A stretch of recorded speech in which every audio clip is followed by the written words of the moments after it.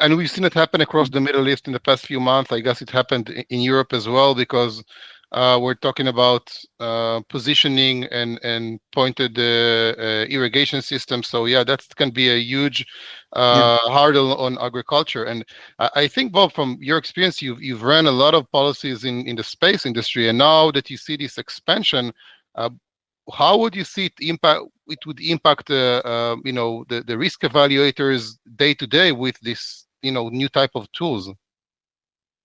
Well, I think it will certainly impact the way they approach it. Right now, the way the underwriters work, with the brokers is, try to understand, who the counterparty is. Now, if it's a big company like SES or, Intelsat or whatever, that's one thing. But a lot of these new space, guys, who are they? What is their experience that they're bringing to the table? Then what is the specific risk? They'll get into the technical aspects of the satellite and or the launch vehicle. And then they'll try, as I said earlier, looking at, redundancies and margins and heritage. They'll try, to manage what they think is the risk of that, and then they'll set a premium appropriately, because they normally insurance is done with the law of large numbers, right? Meidad mentioned earlier auto insurance, and there's the same thing with home insurance, et cetera.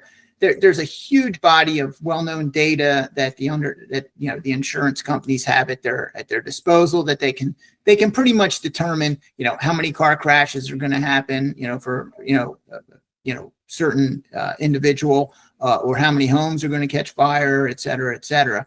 But with space, that's just not available. But if we can capture, the data that large quantities of the data that does exist, it's just much more difficult to obtain in a sort of an actuarially sound basis, and use that to model what a better model of what losses might be. And I think it like I said earlier, really has the potential to streamline and provide much more efficiency into the space market.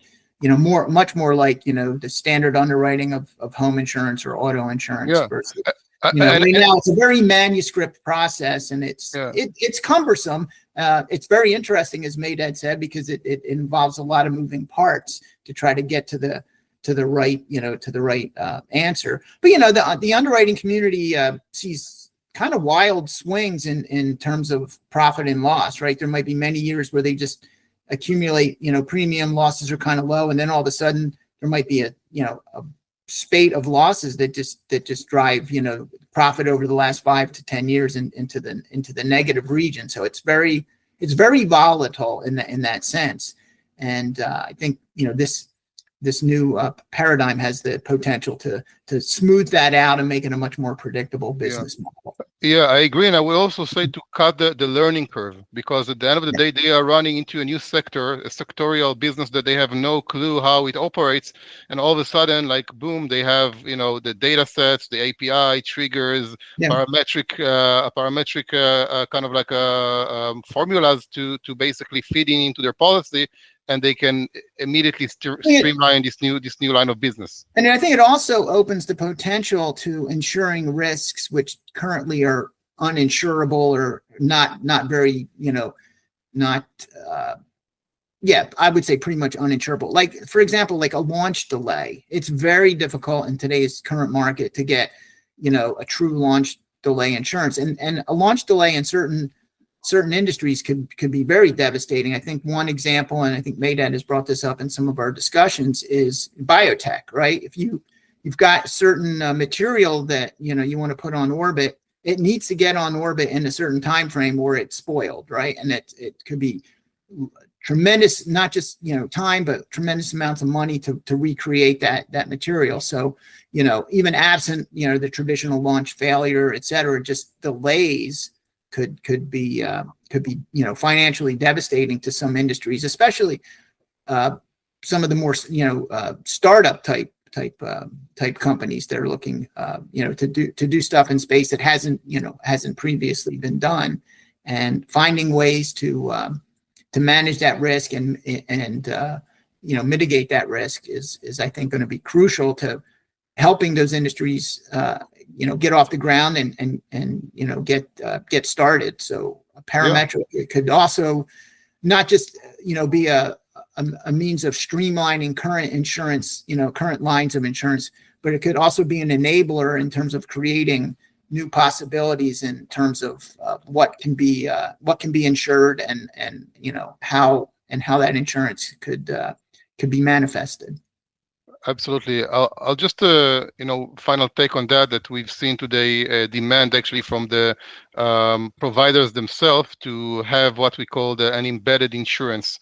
We see it with launches of payload of satellites and payloads of pharmaceuticals, like you mentioned, Bob. And we believe that this trend is also only going to grow over time. So to conclude maybe our first podcast here, what would be your predictions, Meidad and Bob, for the next 5 years with the space market and space insurance? How you see it evolve in a quick take?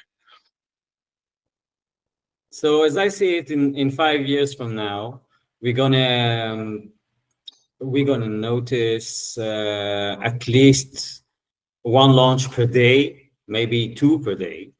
And the PNT system, the position, navigation, and timing system, will be heavily incorporated in all industries. So in 5 years' time from now, I think that people will listen to our podcast and say, well, of course you need space insurance. Of course you're going to use parametric space insurance because it's obvious. It's almost like, if we had this podcast 10 years ago and we discussed cybersecurity insurance, it would sound like science fiction.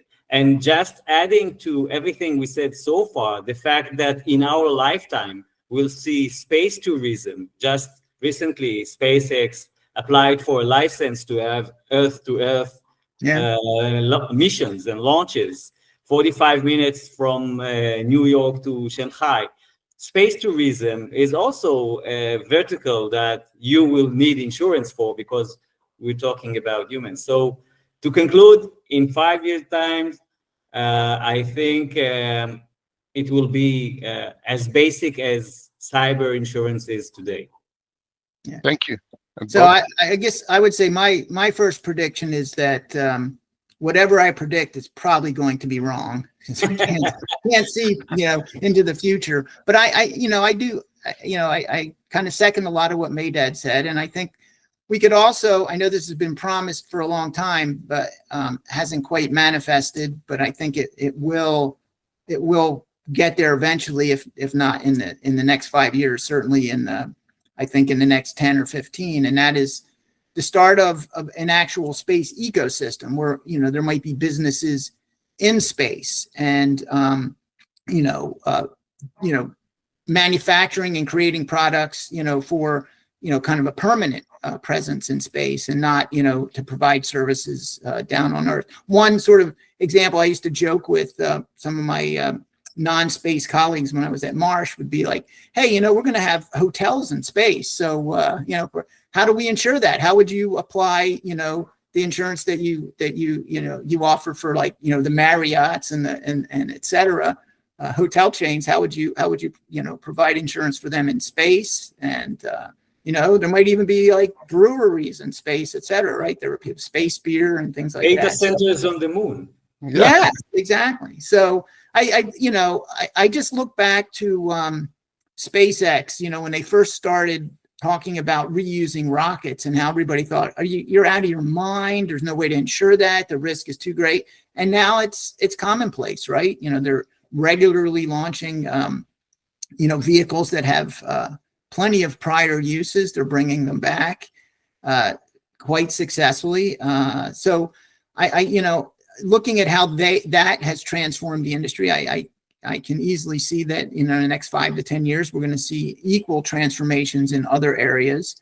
And, it's, I think, no pun intended, but the sky's the limit, right? As costs for launching into space come down, I think more and more business models will make financial sense, and we'll see entrepreneurs, attempting to exploit that and make a profit. So I think it's a very exciting time, and insurance needs to keep a pace of the technology and the business opportunities that technology affords.